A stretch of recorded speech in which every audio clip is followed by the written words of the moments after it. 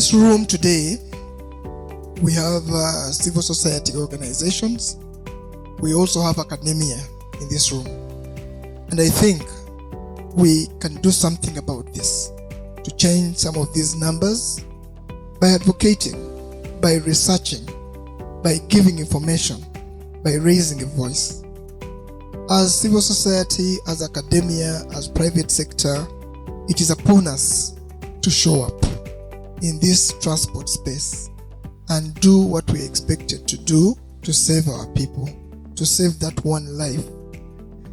So we at CSOs, we have 3 objectives, major objectives. One of them is advocacy, and we do that by first researching. The second one is capacity development of our stakeholders and our members.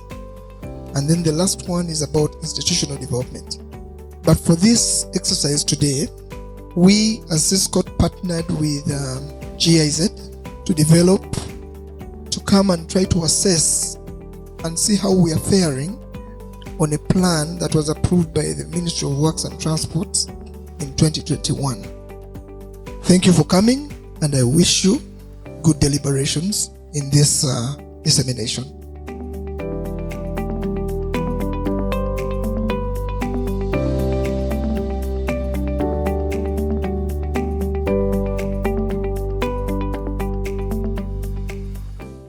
When I see members of the academia and civil society in one auditorium, then I know when we reach a plenary, so a lot of ideas are going to be exchanged.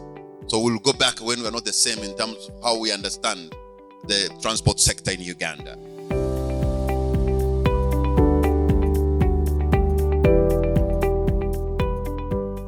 So in the assessment, in this report, we have detailed the budget and project prioritization across the various modes of transport. But we've also been able to review the social and environmental aspects as provided for in the plan, the leadership provisions, the stakeholder engagement processes, and the M&E processes. So we advocate that CSOs here should continuously advocate for enhancement of institutional coordination and governance, especially the establishment of a coordination unit. We need again to advocate for policies and conducive environment for the private sector to invest in electric vehicle infrastructure. But we also need to promote responsible driving to all road users. The CSOs should advocate that the Ministry of Works comes up with guidelines to operationalize the Act. But most important of all, as partners, we need to monitor government performance. And therefore, tracking the implementation of the transport policies and projects to ensure resources are utilized efficiently.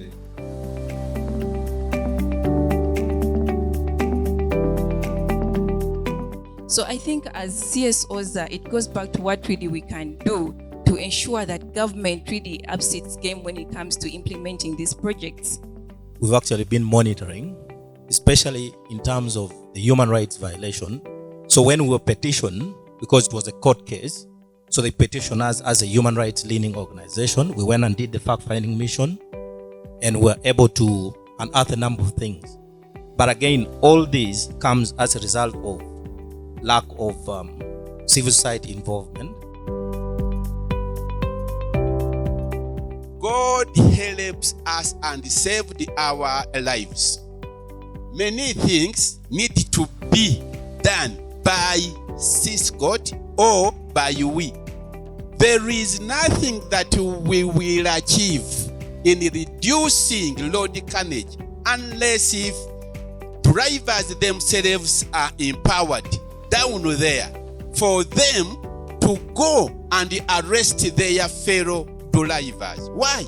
Because for me, I know someone who drives when he has taken something.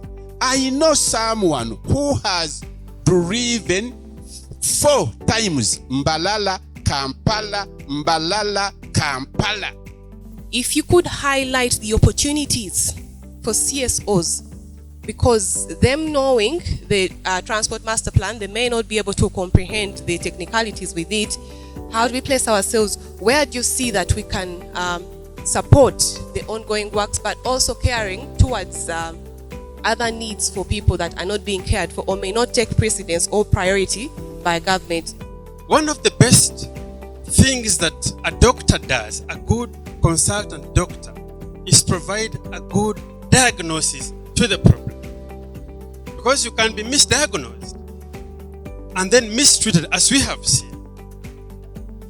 Is government treated the right problem of transportation? To me, we have a prioritization challenge or a coordination challenge between the various players in the transport industry, which could be an opportunity for us as CSOs.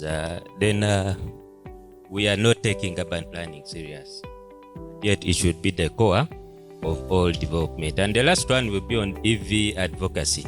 We are advocating for EVs as CSOs, but we are failing to advocate for the results of these EVs. We are not thinking of, in case of an accident, are we prepared for the fires that come out of lithium batteries? Despite the fact that engineer talked about health and safety management plans on site, I am one person who has been involved on a lot of mid road projects, and I admit that people have those plans, but the level of implementation is usually to 0. So what I'm trying to look at is, yes, you can have an integrated master plan.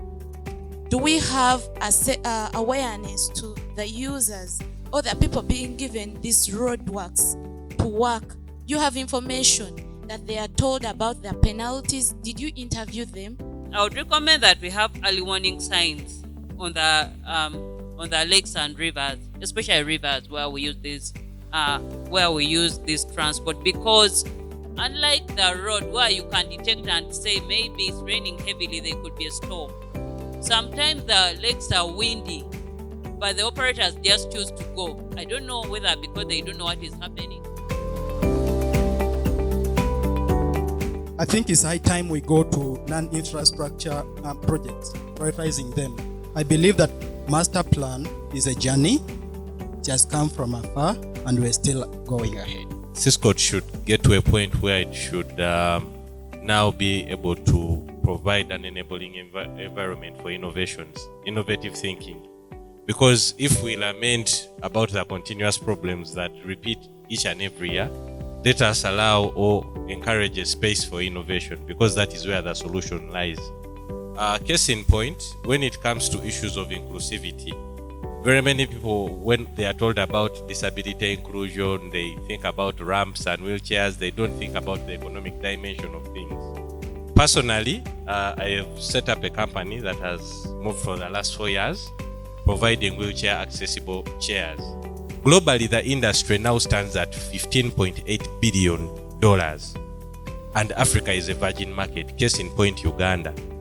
When you look at the road carnage, the losses, the border recklessness, the taxis and so on, whoever participated in raising a bigger voice for COVID, isn't he still there to assist us, those stakeholders? To also raise an aspect among borders and taxis. Finally, what I'm suggesting is we need to advocate for a radical decision. This is not something to hold with gloves. Otherwise, we shall sing and lament, and we shall not get anywhere. We need to find a way of interesting ourselves on how to influence the political economy of this national integrated transport system in the country. COVID was successful because there was commitment right from the top.